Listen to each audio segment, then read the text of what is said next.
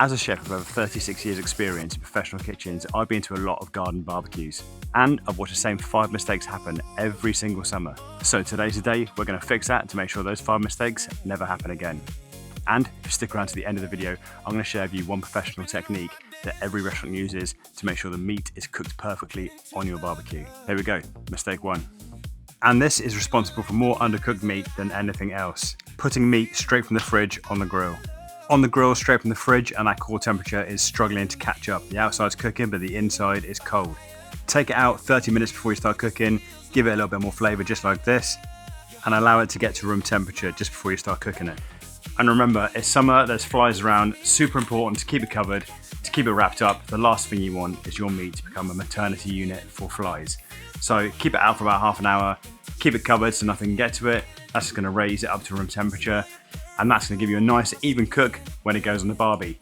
On cue, little fly went past. And so here is mistake number 2. Flipping your meat too frequently, and even I'm guilty of this one sometimes. What you're doing by flipping is preventing that Maillard reaction happening with the grill. Let it sear. That's the crust, that's the caramelization, and that's the flavour on a barbecue. And mistake 3, pressing your meat with your spatula. I even see professional chefs doing this, but by pressing it, you're squeezing out the juices. Just like before, you want to let it sear and get all that caramelization. Mistake 4, adding marinades and sauces too early. Often sauces have a high sugar content and can burn your meat if you put them on from the beginning. Baste them on as the meat comes to the end of cooking and get that lovely glaze, that lovely flavour. That way, less burnt flavour and more tasty glaze.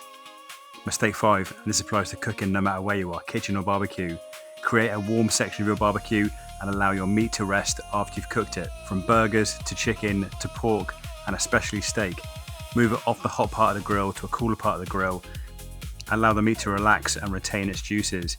If you want to, you can add the garlic and thyme and olive oil just to give it a little bit more flavour as it's resting. We do this in restaurants. Remember, to get a perfect cook, you can use a food probe to see where your temperature's at. And once the meat's rested, just like this, the meat will retain all that juice and the juices won't spill all over your chopping board or your plate. I cook the steak to about 48 degrees to get a nice medium rare texture, and it's literally melting in the mouth, delicious and pink. And there you should have your perfect barbecue meats. And in hotels and restaurants, the final tip, we pre-cook the meat, we get the marinades in, and then we slow cook it in the oven first so it's ready to go on the barbecue and get all that smoky flavour at the last minute without burning.